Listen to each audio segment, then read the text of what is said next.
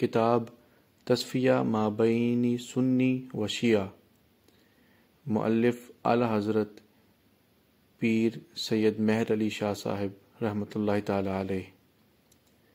بسم اللہ الرحمن الرحیم۔ اثبات خلافت راشدہ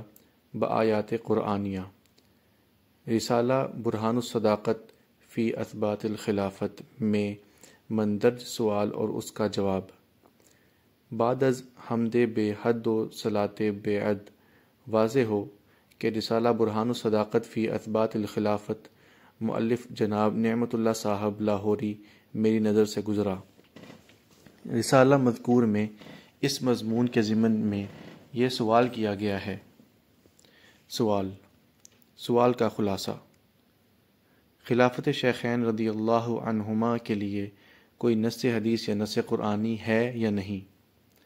اگر کوئی نص ہے تو انصار کے ایک گروہ اور خیر الابرار امیر عرب سیدنا علی علیہم الرضوان نے بیعت حضرت ابو بکر رضی اللہ عنہ سے انکار کیوں کیا، اور اپنے لیے مدعی خلافت کیسے ہوئے؟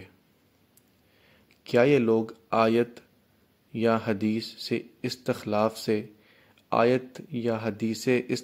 سے ناواقف تھے؟ اگر نص ہوتی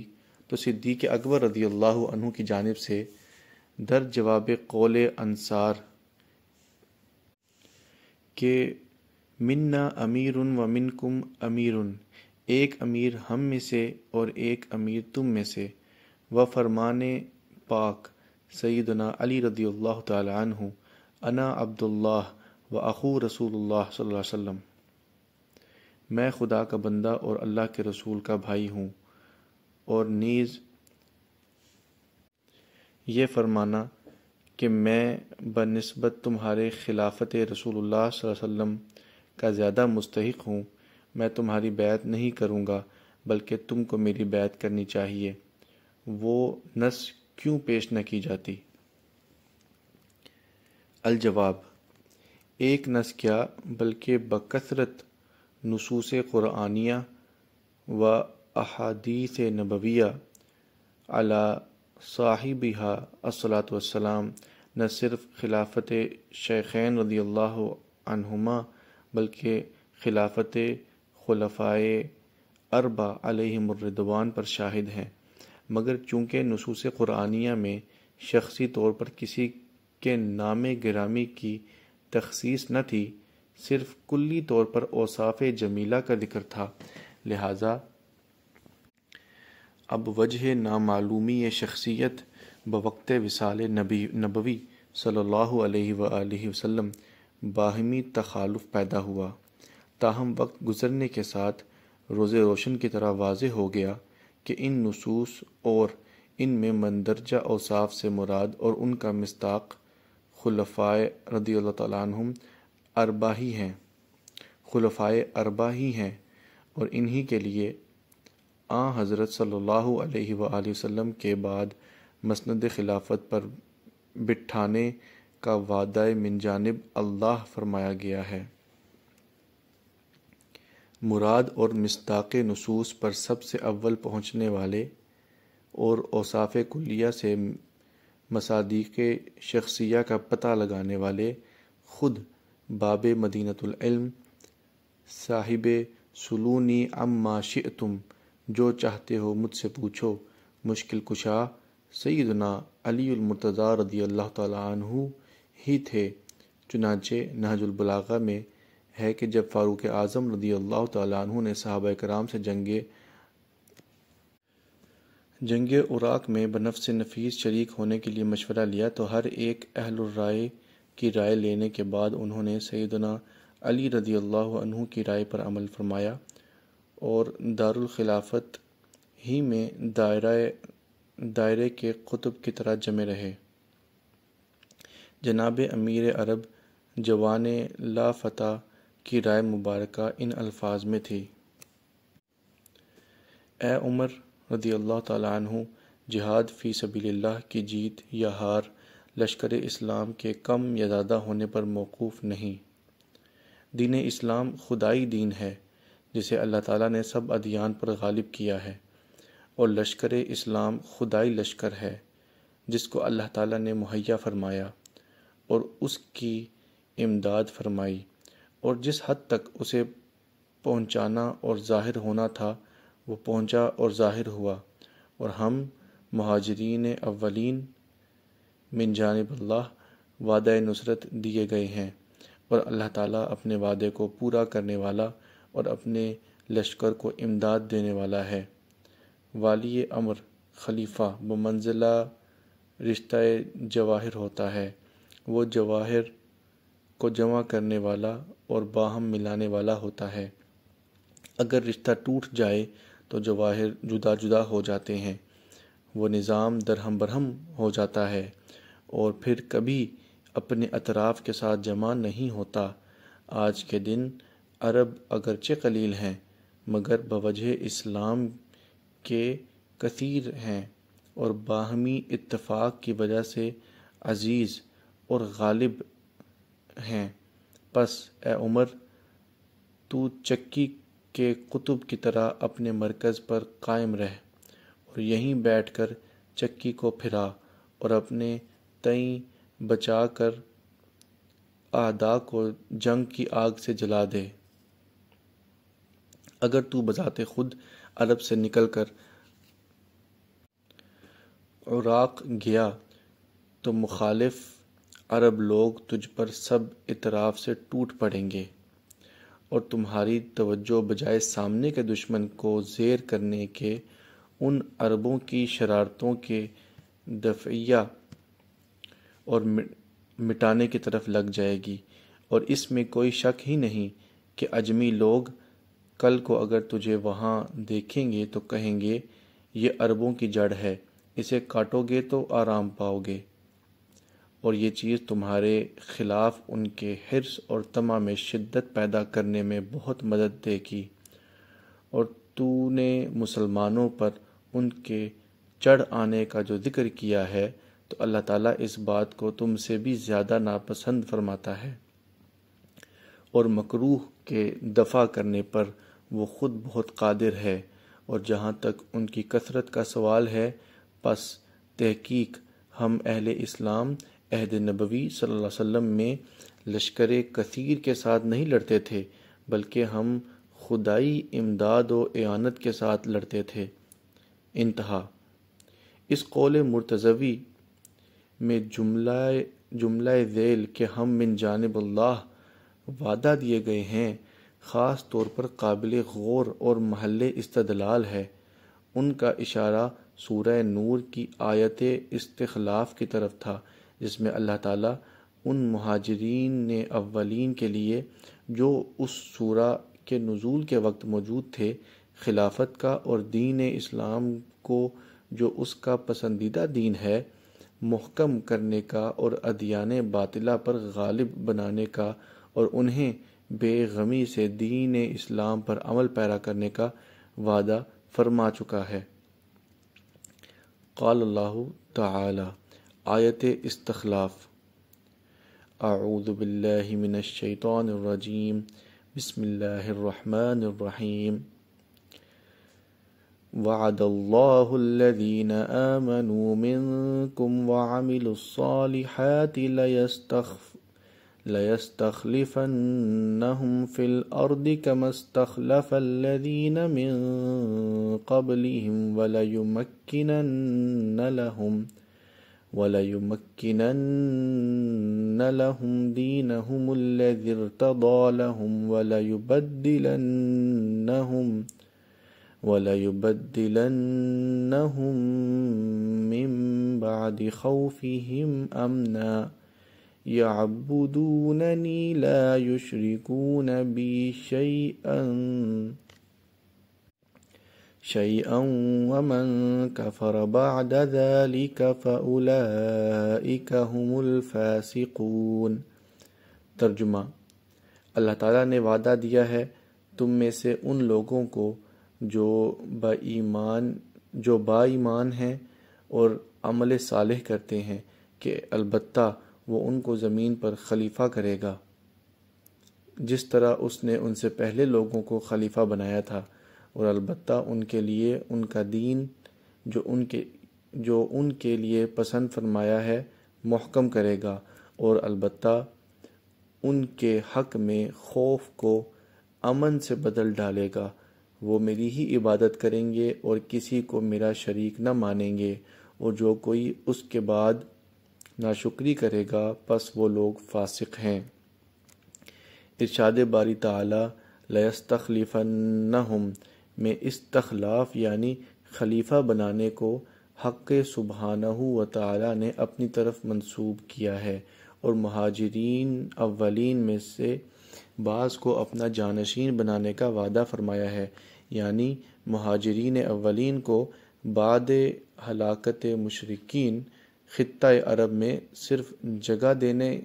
ہی کا نہیں بلکہ ان میں سے بعض کو خلیفہ اور بادشاہ بنانے کا وعدہ بھی فرمایا ہے، کیونکہ استخلاف کے معنی بادشاہ بنانا بھی ہے۔ اگر کسی گروہ میں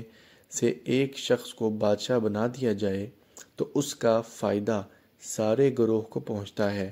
لہذا لَيَسْتَخْلِفَنَّ کی نسبت ضمیر ہم کی جانب یعنی جملہ مہاجرین اولین کی طرف ہے۔ لَيَسْتَخْلِفَنَّ بَعْدَ مِنْهُمْ حسب محاورہ درست اور صحیح ٹھہری۔ مثلا فقرہ استخلف بنو عباس اور فقرہ اثرا بن تمیم میں گو بنی عباس میں سے بادشاہ اور بنی تمیم میں سے صاحب ثروت وقتاً فوقتاً ایک ہی شخص ہو، مگر صورت مذکورہ میں شخصی بادشاہت اور شخصی ثروت کا فائدہ چونکہ سارے عباسی اور سارے بنی تمیم اٹھاتے ہیں، لہذا خلافت اور ثروت کی نسبت سارے بنو عباس اور بنو تمیم کی جانب درست ٹھہری، اور بلحاظ محاورہ اسی معنی کو معنی ظاہری کہلانے کا استحقاق ہے، نہ کہ معنی تاویلی، کما فی ازالۃ الخفا۔ حق تعالی جل وعلا نے مہاجرین اولین کو وعدہ دیا کہ ان میں سے بعض یکے بعد دیگرے خلیفہ بنائے جائیں گے، کیونکہ ان میں سے خلیفہ اور بادشاہ بنائے بغیر ظہور معنی تمکین و استحکام دین اسلام و تبدیلی خوف بالامن محالات عادیہ سے ہے۔ قال صلی اللہ علیہ وآلہ وسلم الامام جنۃ یقاتل من ورائہ، یعنی بادشاہ رعایا کے بچاؤ کے لیے سپر ہے۔ یہ سب کچھ یعنی وعدہ، موعود بہ اور موعود لہم اپنی اپنی جگہ ٹھیک تھے، مگر سخت دقت یہ تھی کہ قبل الظہور و تحقق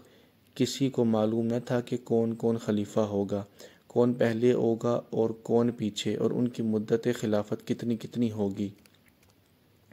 مستخلف یعنی حقہ سبحانہ تعالی چونکہ علیہم قدیر تھا، چونکہ علیم قدیر تھا۔ مستخلف یعنی حق سبحانہ تعالی چونکہ علیم قدیر تھا، اس نے جب اپنے وعدے کو پورا کرنا چاہا تو خلیفہ یا جماعت کے دل میں پہلے ہی یا رفتہ رفتہ الہامی طریق پر ڈال دیا کہ فلاں شخص کو خلیفہ بنایا جائے۔ سب کو وقتاً فوقتاً اوصاف موعود بہا کے ظاہر ہونے پر صاف صاف معلوم ہو گیا کہ آیت استخلاف وغیرہ میں موعود لہم بالخلافت اور مالک اوصاف مذکور فی النصوص یہی حضرات اربعہ علیہم الرضوان ہیں۔ واقعات پر غور کرنے سے ہر ایک کو معلوم ہو گیا کہ وعدہ استخلاف کے متحقق اور موجود ہونے کے لیے آدم علی نبینا و علیہ السلام کے زمانے سے لے کر موجودہ زمانے تک کوئی اور خلافت بغیر خلافت خلفائے اربعہ رضی اللہ تعالی عنہم مستحق نہیں۔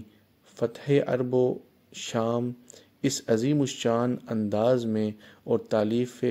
تالیف و اطمینان قلوب مسلمین و تمکین دین اس طریق پر ظہور میں آئیں کہ فوق ازاں متصور نیست، اور نہ کسی ملت اور عصر میں آدم علیہ السلام کے زمانے سے لے کر موجودہ زمانے تک اس کا عشر اشیر بھی ظہور میں آیا ہوگا۔ آیت ذیل میں بھی انہی خلفائے اربعہ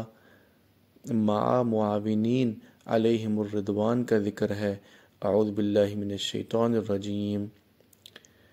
ذَلِكَ مَثَلُهُمْ فِي التَّوْرَاةِ وَمَثَلُهُمْ فِي الْإِنْجِيلِ كَزَرْعٍ أَخْرَجَ شَطْأَهُ فَآزَرَهُ فَاسْتَغْلَظَ فَاسْتَوَى عَلَى سُوقِهِ يُعْجِبُ الزُّرَّاعَ لِيَغِيظَ بِهِمُ الْكُفَّارَ۔ تورات اور انجیل میں ان کی داستان اور کہانی ایسے ہے جیسے کھیتی پہلے اپنے سبز گھاس کو نکالے، پھر اسے قوی کرے، پس وہ اور موٹی ہو جائے اور اپنی جڑوں پر کھڑی ہو جائے۔ اسے دیکھ کر کھیتی والے خوش ہوتے ہیں اور کفار غصے سے بل کھاتے ہیں۔ اس آیت شریفہ میں عہد نبوی صلی اللہ علیہ وسلم سے عہد خلفائے راشدہ رضی اللہ تعالیٰ عنہم اجمعین تک کا ذکر ہے، جس کا تفصیلی بیان آگے آئے گا۔ اس میں بتایا گیا ہے کہ دین متین اور امت اسلامیہ کس طرح اپنی ترقی و نشو و نما کے مختلف مدارج سے گزرتے ہوئے اپنے نقطۂ عروج تک پہنچیں گے، اور یہ ارتقاء ادوار نبوی صلی اللہ علیہ وسلم و خلفائے راشدین ہی میں ظہور پذیر ہوگا۔ سورہ حج آیت نمبر 38۔ ان اللہ یدافع عن الذین آمنوا ان اللہ لا يحب كل خوان کفور۔ اللہ ایمان والوں سے دشمنوں کو ہٹا لے گا، اللہ خیانت کرنے والے کفار کو دوست نہیں رکھتا۔ سورہ حج آیت نمبر 39 تا 41۔ اذن للذین یقاتلون بأنہم ظلموا وإن اللہ علی نصرہم لقدیر۔ الذین اخرجوا من دیارهم بغیر حق الا ان یقولوا ربنا اللہ ولولا دفع اللہ الناس بعضهم ببعض لہدمت صوامع وبیع وصلاة ومساجد يذكر فيها اسم الله كثيرا ولينصرن الله من ينصره إن الله لقوي عزيز۔ الذين إن مكناهم في الأرض أقاموا الصلاة وآتوا الزكاة وأمروا بالمعروف ونهوا عن المنكر وَلِلَّهِ عَاقِبَةُ الْأُمُورِ۔ حکم ہوا ان لوگوں کو جن سے کافر لڑتے ہیں کہ وہ بھی کافروں سے لڑیں، اس لیے کہ ان پر ظلم ہوا، اور اللہ تعالیٰ ان کی مدد کرنے پر قادر ہے۔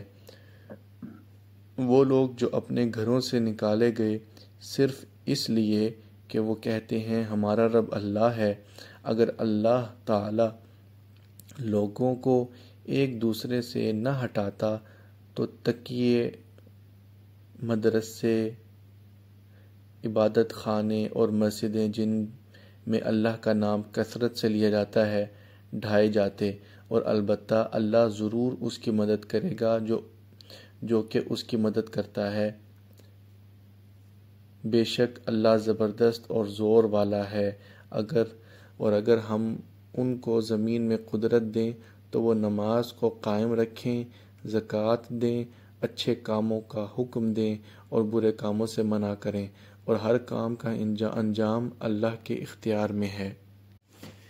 ان آیات میں غور کرنے کے بعد بتائیے کہ فقرات ذیل کے مصداق خلفائے اربعہ اور ان کے مددگار نہیں تو اور کون ہو سکتے تھے؟ یعجب الزراع، کھیتی والے یعنی مومنین خوش ہوتے ہیں، عن الذین آمنوا، ان لوگوں سے جو ایمان لائے، الذین یقاتلون بانہم ظلموا، جن سے کافر لڑتے ہیں صرف اس لیے کہ ان پر ظلم کریں، الذین اخرجوا من دیارہم بغیر حق الا ان یقولوا ربنا اللہ، جو اپنے گھروں سے نکالے گئے صرف اس لیے کہ وہ کہتے ہیں ہمارا رب اللہ ہے۔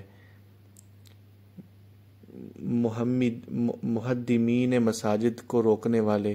من ینصرہ، جو اس کی یعنی اللہ کی مدد کرتا ہے، ان مکناہم فی الارض اقاموا الصلاۃ وآتوا الزکاۃ وامروا بالمعروف ونہوا عن المنکر، اگر ہم زمین میں ان کو قدرت دیں تو وہ نماز قائم رکھیں، زکوٰۃ دیں، اچھے کاموں کا حکم دیں اور برے کاموں سے منع کریں۔ علی ھذا القیاس، بہت سی آیات نوید اور مشعر مضمون آیت استخلاف مذکورہ بالا کے لیے ہیں، خلافت شیخین بلکہ خلافت خلفائے اربعہ کا بدیع معنی منصوص ہونا انعقاد خلافت بالاجماع والشورى والاستخلاف کے منافی نہیں۔ خلفائے اربعہ کے سوانح حیات اور زہد و تقوی و قناعت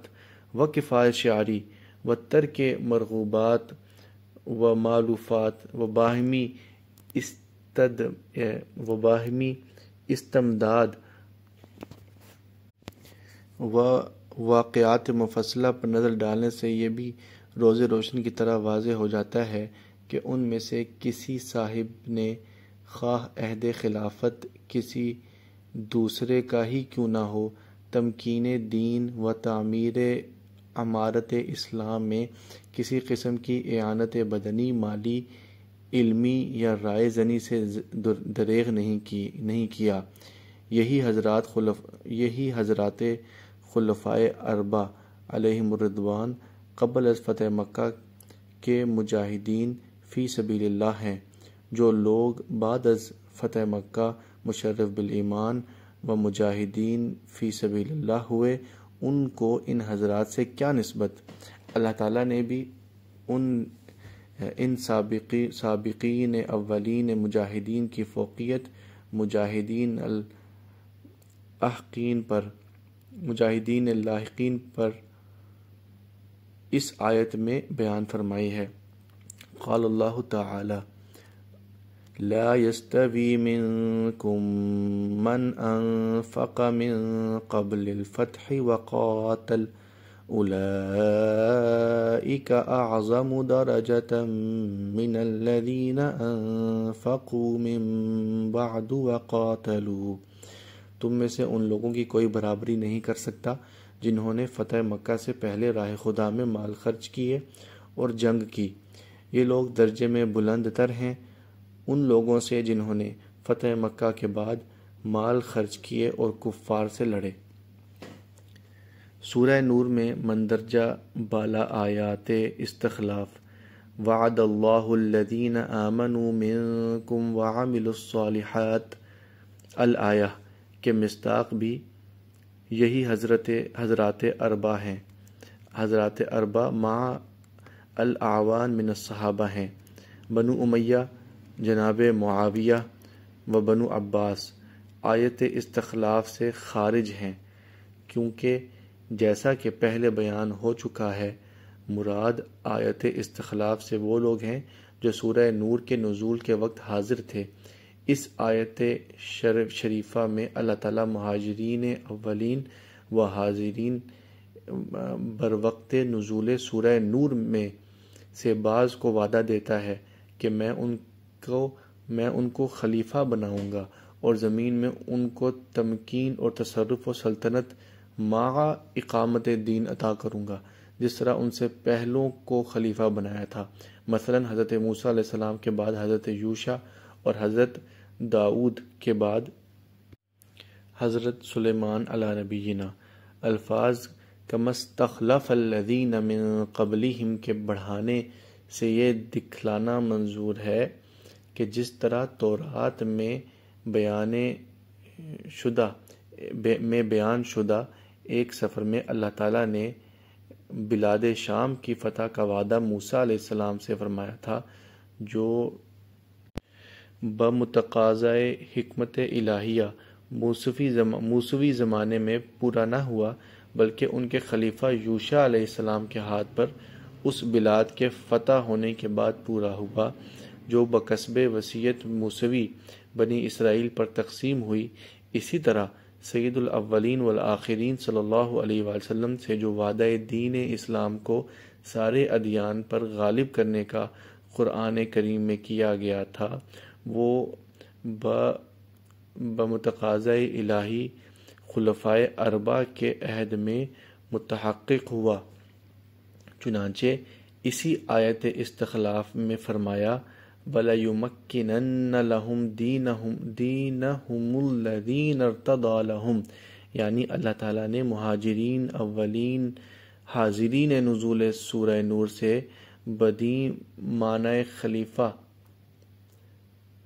معنی خلیفہ بنانے کا وعدہ فرمایا ہے کہ مشرکین عرب کی ہلاکت کے بعد یہ لوگ نہ صرف عرب میں بسیرا کریں گے اور ان کے جانشین ہوں گے، بلکہ ان کو سلطنت اور تصرف عطا فرما کر انہی کے ہاتھوں پر خدائی اور پسندیدہ دین قائم کیا جائے گا۔ تمکین فی الارض با اقامت دین اسلام ہی معنی ہے خلافت راشدہ کا۔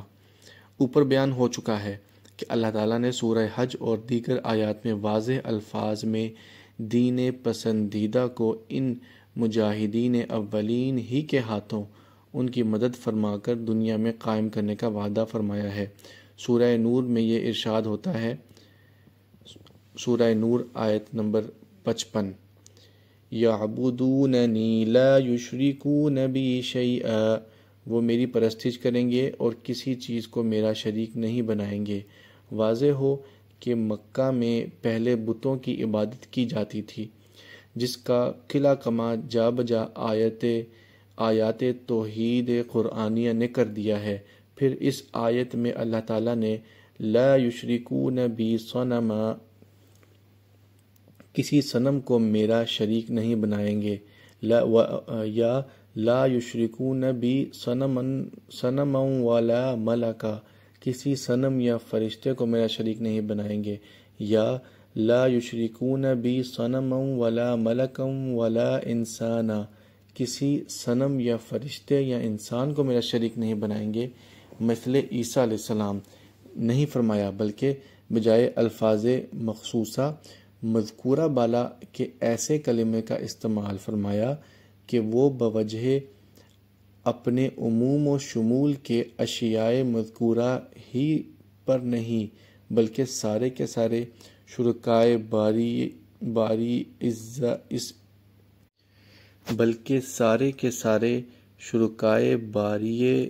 عزا اسمہ